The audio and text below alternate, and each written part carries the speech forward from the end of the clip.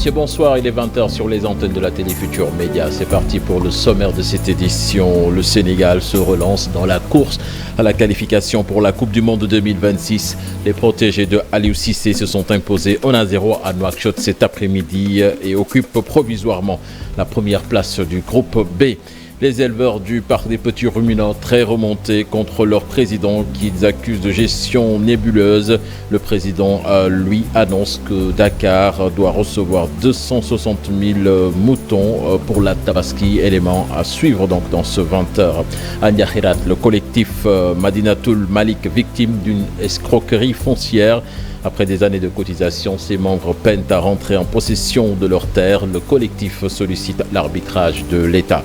Et puis en France, le chef de l'État décide de dissoudre l'Assemblée nationale après la victoire du Rassemblement national aux élections européennes.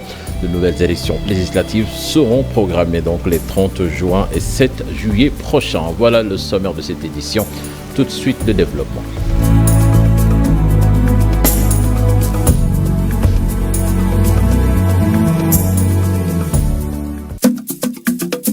Bonsoir et bienvenue à toutes et à tous du football pour démarrer cette édition avec les Lions du Sénégal donc, qui se relancent dans la course à la qualification pour la Coupe du Monde 2026. Le Sénégal qui s'est imposé cet après-midi 1-0 à Nouakchott face à la Mauritanie en but signé Habib Diallo. L'entraîneur donc se dit satisfait, Aliou Cissé, face à la presse à l'issue du match que je vous propose d'écouter avec nos confrères de la FSF TV.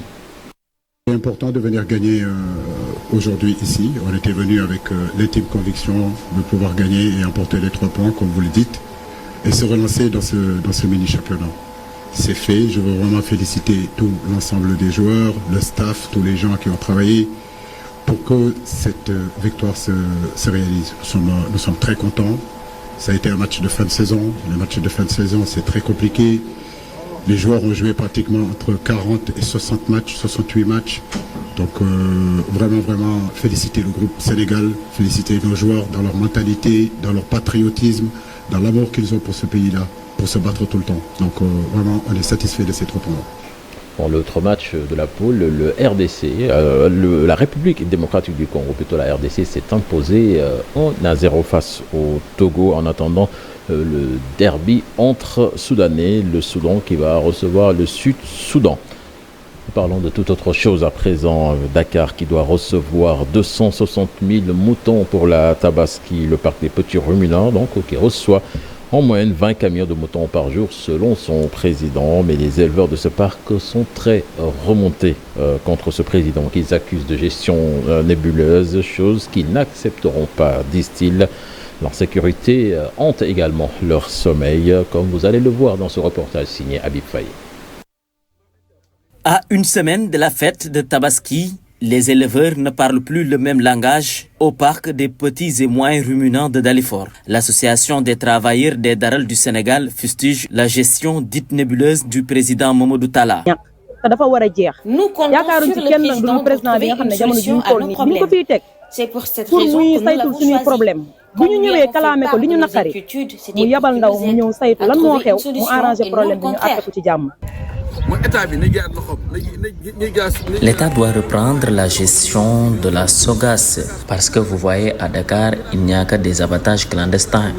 Le vol de bétail aussi hante leur sommeil. Ça fait un moment que nous ne travaillons plus dans de bonnes conditions. Et la principale raison est qu'on nous impose de travailler avec la SOGAS alors qu'elle n'a aucun lien avec le Daral. Avec le vol du bétail, si vous entrez à la Seras, les dirigeants ne s'occupent que de l'argent. Ils ne contrôlent même pas les moutons.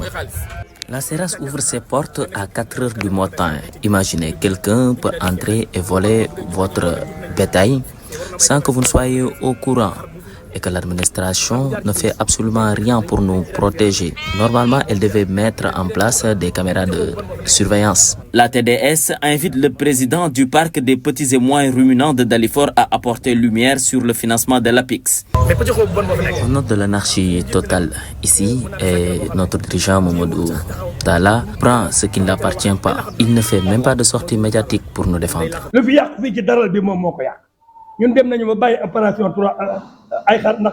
À ses détracteurs, Mamadou Talla compte rester en justice. C'est de l'argent qui était dépensé dans le Daral et ils ne savent même pas les tenants et les aboutissants. Ce que nous devions avoir par la prise, c'est toute personne qui a été impactée, dont la place a été prise, a été rémunérée et l'argent indemnisé et l'argent également n'est pas passé par moi. Les gens ne parlent pas ils parlent de ce qu'ils ne savent pas. Et pour ces gens-là, qui nous traitent de voleurs, ils ne paient rien pour attendre parce qu'on a suivi notre avocat et tous les éléments également de la télévision, ils nous traitent de voleurs et également notre avocat va s'en occuper. En outre, les éleveurs ont reçu 140 tonnes d'aliments de bétail en guise d'appui de l'État pour la Tabaski. La région de Dakar attend toujours 260 000 moutons et le parc des petits et moyens ruminants reçoit en moyenne 20 camions de moutons par jour, selon le président. On l'annonçait également dans les titres de cette édition. Le collectif Madinatoul Malik à Niakhirat dit être victime d'une grave escroquerie foncière. Après avoir cotisé pendant des années, les membres du collectif peinent à rentrer en possession de leurs terres. Ils accusent donc celui qui délivrait les reçus et attestations de s'arroger aujourd'hui le droit de faire passer des titres fonciers à son nom et porter plainte contre les détenteurs de ces attestations. Face à la presse, le collectif sollicite l'arbitrage de l'État. Écoutons Lamine Diarra, le porte-parole, interrogé par Abdou Diouf Diagne et Ahmadou Bamba Samb. Donc parmi nous, il y en a qui étaient à l'époque des étudiants, certains des ouvriers, certains des tailleurs, etc. Donc le versement, c'était 10 000 francs par mois. La somme totale devait être 350 000 francs et 400 000 francs maximum. Les gens ont commencé à verser depuis, à travers des bureaux qui étaient installés, l'une à la Médina, chez Ali Salokan, l'autre chez Goresek lui-même, qui recevait l'argent qu'on versait dans son compte. Donc on construit, mais depuis que les terrains ont commencé à prendre la valeur, M. Goresek s'arroge le droit de faire passer les titres fonciers en son nom. Toutes les maisons que vous voyez derrière ont été construites sur la base de ces attestations-là.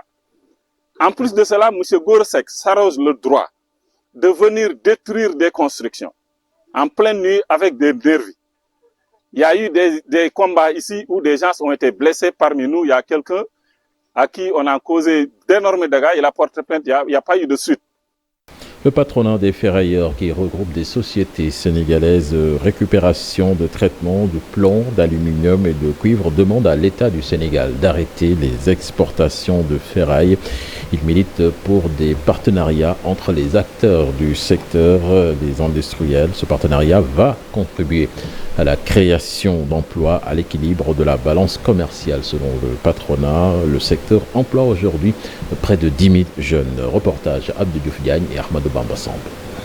Le patronat des ferrailleurs du Sénégal exprime son inquiétude. Leurs matières premières se font rares et réduisent dramatiquement leur chiffre d'affaires. Ils plaident pour l'arrêt des exportations de la ferraille. On a ouvert des dépôts agréés. Les dépôts agréés, ça permet de mieux cerner le secteur de la ferraille pour que les revenus du secteur soient nationalisés. Aujourd'hui, au Sénégal, si on voit qu'avant, on importait beaucoup de fer à béton, on importait de l'aluminium et autres, mais aujourd'hui, avec notre présence dans le secteur, ça permet de développer davantage le tissu industriel sénégalais. C'est de l'extérieur, il y avait des étrangers qui le faisaient, les Indiens c'est nos partenaires, mais maintenant nous qui sommes des Sénégalais, nous nous sommes investis à ça et vraiment nous demandons un accompagnement de l'État. C'est aussi une manière pour les nouvelles autorités d'équilibrer notre balance commerciale déficitaire aujourd'hui. De participer sur les exportations.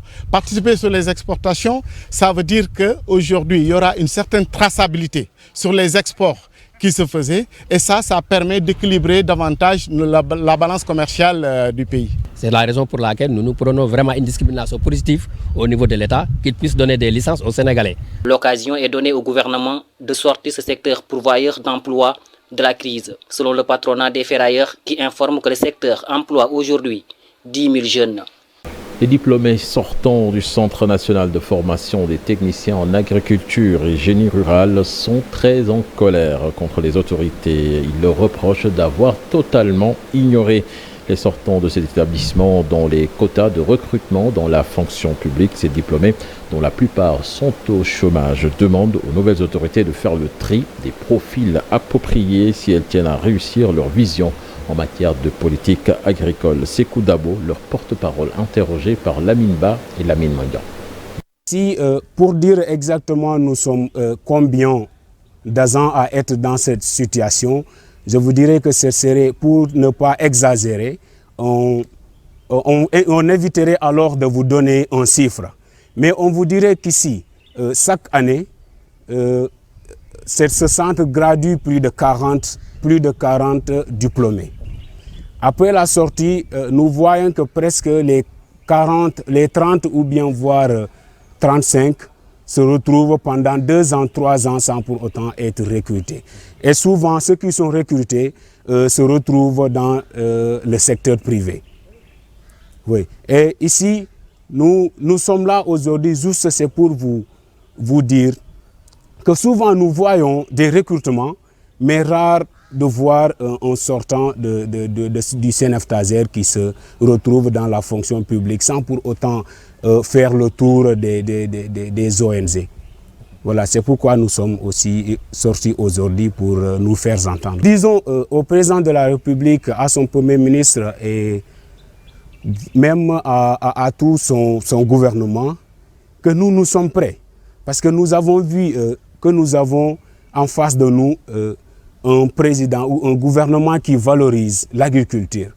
Nous avons vu les derniers actes qu'il a eu à poser. Donc ce qui nous pousse aujourd'hui à faire un point de presse, parce que nous sommes conscients que nos cris de cœur seront pris en compte. Nos cris de cœur seront pris en compte. Donc pour cela, nous sommes prêts à accompagner l'État du Sénégal. Accompagner l'État du Sénégal dans ses politiques agricoles, dans ses politiques de développement. Et nous resterons donc, parce que nous sommes conscients que nous devons être redevables à cette cité. Voilà, et raison pour laquelle, d'ailleurs même, c'est notre devoir, c'est notre rôle. La mutuelle d'épargne et de crédit des agents du secteur public et parapublic a fait le bilan de ses activités. C'était à l'occasion de leur assemblée générale. La MECAP dit faire de la stabilité économique, financière et sociale des travailleurs du Sénégal une préoccupation majeure et se réjouit par ailleurs des performances réalisées durant cette année. Hassan Saho, le directeur de la MECAP, en parle au micro de Alassane Ba et Ahmadou Ba.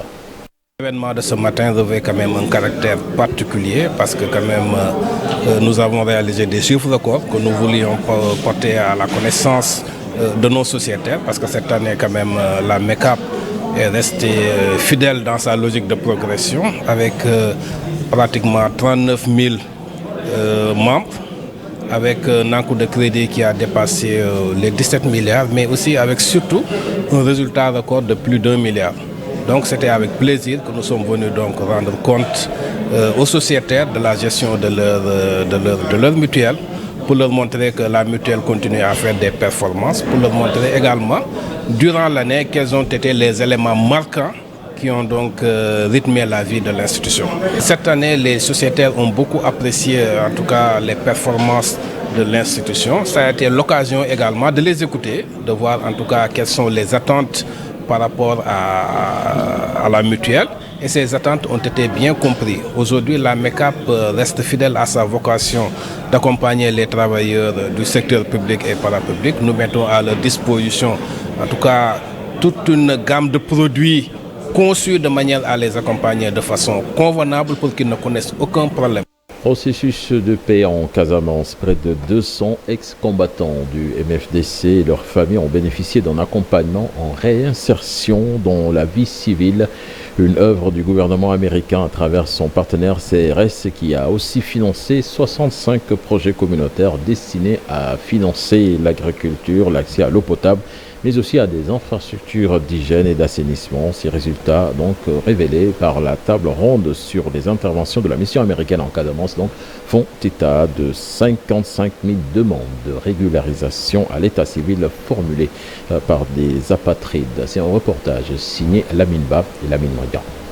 Sur la quarantaine de profils que le Centre de formation des techniciens en agriculture et génie rural de Ziguinchor met sur le marché de l'emploi chaque année, aucun d'entre eux n'est recruté dans la fonction publique et ça dure depuis quelques années. Cette mise à l'écart dont l'établissement est victime selon eux est de la seule responsabilité de l'État. Le seul centre de formation des techniciens en agriculture au Sénégal qui gradue plus de 40 jeunes par an et depuis 2000.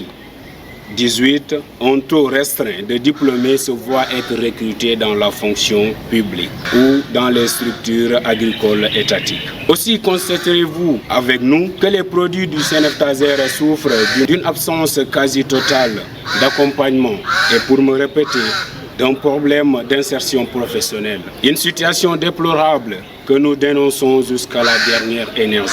Les diplômés du CNFTAGER au chômage trouvent incongrue la rigueur appliquée dans le mode de sélection pour l'accès à cet établissement et le sort réservé aux sortants en fin de formation. L'accès à cette formation résulte d'un concours national très sélectif dont les meilleurs sélectionnés se donnent les moyens pour se faire former durant 3 bonnes années en théorie et pratique accompagnés de 2 stages pour après se retrouver dans la rue par manque d'emploi et d'accompagnement des détenteurs de projets de la part de l'autorité compétente. Les sortants de cette école qui forment des profils achevés demandent aux nouvelles autorités de travailler à donner une bonne impulsion à leur politique agricole en recrutant des diplômés des écoles de formation à l'image du CNFTAGER. Monsieur le Président de la République, Monsieur le Premier ministre et de son gouvernement, si nous avons pris la peine de nous faire entendre aujourd'hui, c'est parce que nous voyons que vous avez inscrit l'agriculture comme l'un de vos 5 axes prioritaires. Le recrutement d'agents techniques en agriculture est une nécessité urgente pour le Sénégal. Ces professionnels sont les catalyseurs d'une transformation agricole qui peut conduire à une sécurité alimentaire durable, à la création d'emplois et à une meilleure gestion de nos ressources naturelles. Depuis quelques années, les sortants du CNFTAGER crient leur colère face au mépris dont ils disent être victimes de la part des pouvoirs publics. Mais la tutelle semble faire la sourde oreille devant leurs difficultés. Environnement à présent, ce plaidoyer contre l'agression du site de Technopole de Dakar. Les défenseurs de l'environnement alertent les autorités. Le site continue de faire l'objet d'agressions de toutes parts. Le président de l'association Action Citoyenne s'indigne.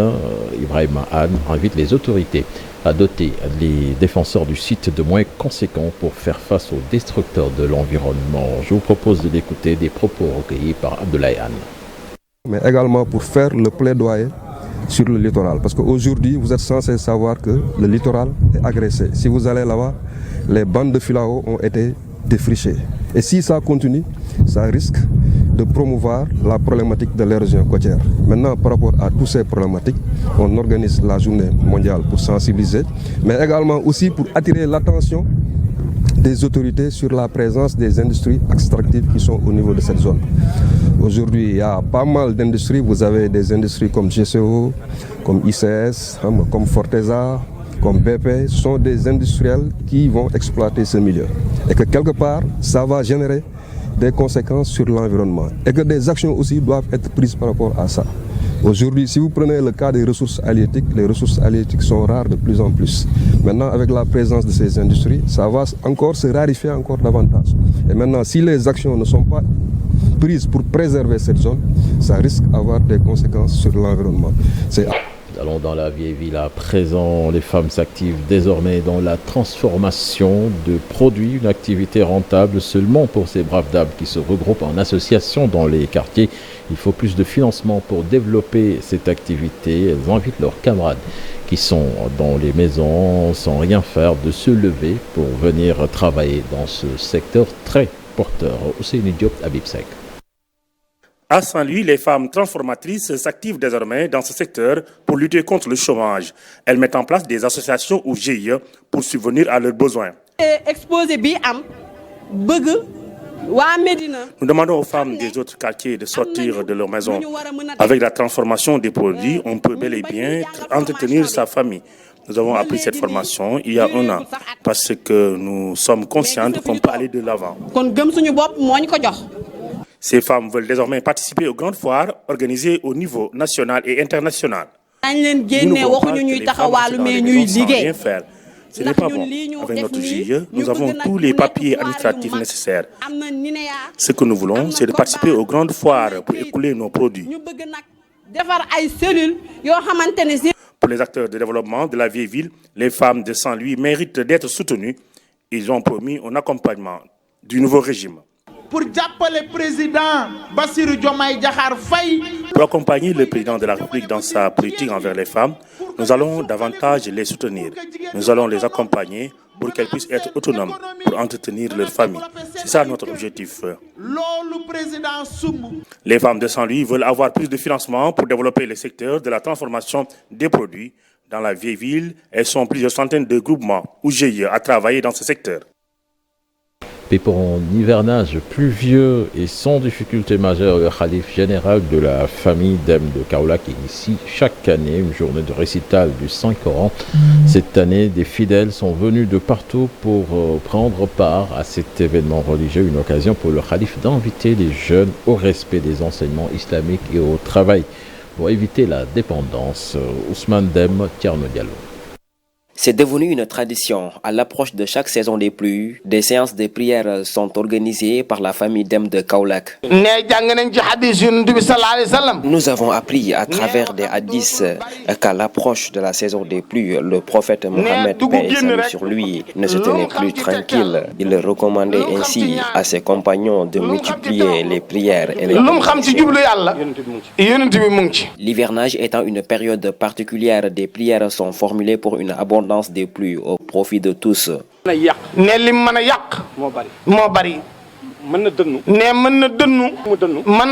La saison des pluies est caractérisée par un énorme changement de temps. La pluie accompagnée de foudre cause souvent des dégâts aux conséquences incalculables. C'est pour cette raison que nous formulons des prières pour une paisible saison des pluies.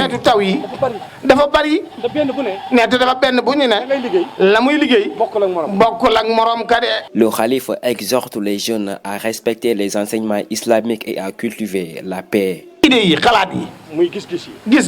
bon sens est la chose la mieux partagée au monde. J'invite les jeunes au travail et au respect des enseignements islamiques. Nous devons tous cultiver la paix et l'amour entre nous.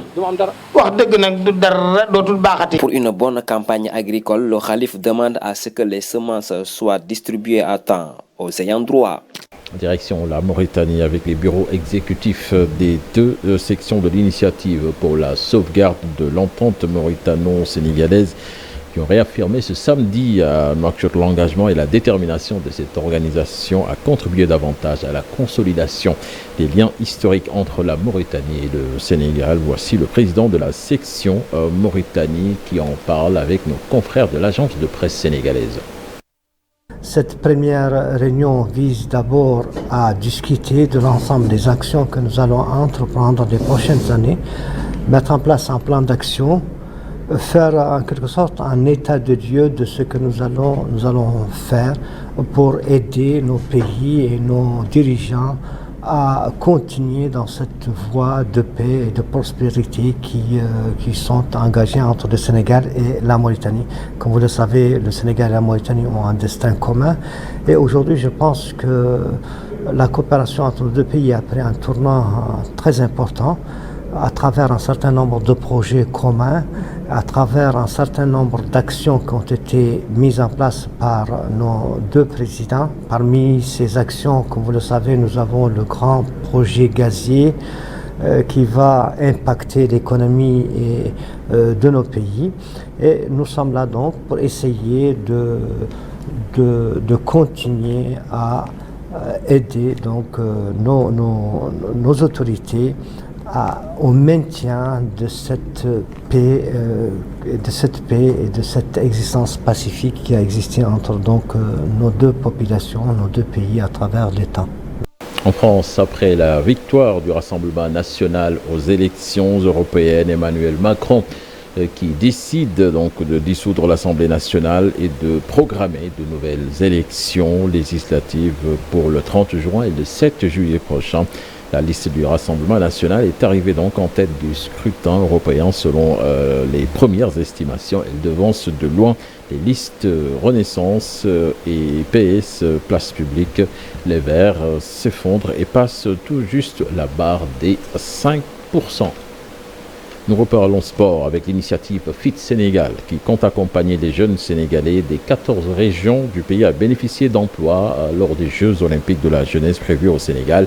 Le ministre de la formation professionnelle en relation avec ses partenaires va équiper les centres de formation professionnelle en infrastructures sportives. C'est du moins ce qui ressort du compte régional de développement dédié aux préparatifs des JOJ. Nous voyons cela avec Babacar Diouf et Ndongo Ndiaye. Le Sénégal abrite la prochaine édition des Jeux olympiques de la jeunesse. Ce sera l'occasion pour promouvoir les sports et les métiers qui vont avec. Sénégal, accompagner les jeunes vers l'emploi dans le cadre des Jeux olympiques de la jeunesse Dakar 2026. Ce rôle consiste à offrir de la formation professionnelle, c'est vrai, aux jeunes Sénégalais qui pourraient être retenus comme bénévoles dans le cadre des Jeux olympiques de la jeunesse. Mais au-delà de ces bénévoles, le ministère de la formation professionnelle a l'ambition d'intéresser tous les jeunes du Sénégal, où qu'ils puissent se trouver, pour avoir accès à un emploi décent et durable et bénéficier pleinement de l'héritage des Jeux olympiques. Le programme Fit Sénégal va aussi permettre aux centres de formation professionnelle de s'équiper en infrastructures sportives. Contribuer à l'héritage de ces JOJ 2026, qui est un premier événement jamais organisé en Afrique. L'initiative Fit compte s'appuyer sur 3 leviers essentiels. D'abord, c'est de renforcer la pratique sportive dans 84 établissements de formation professionnelle sur les réalisations d'infrastructures et équipements sportifs selon les chantiers écoles. Et cette activité également occupe une place centrale et mobilise une ligne budgétaire autour de 770 millions francs CFA. La région de Diourbel a abrité la réunion du comité régional de développement dédié à cet événement sportif de dimension mondiale. Puis avant de boucler cette édition, cette information qui vient de nous parvenir, 20 kg de cocaïne saisie à l'aéroport international Blaise Diagne par la subdivision des douanes de l'AIBD. La contre-valeur de cette saisie est estimée à 1,6 milliard de francs CFA et 4 personnes ont été arrêtées. Nous reviendrons certainement sur cette information dans nos prochaines éditions. Voilà, c'était tout pour ce 20h. Excellente suite des programmes en compagnie de la Télé Futur Média. Au revoir.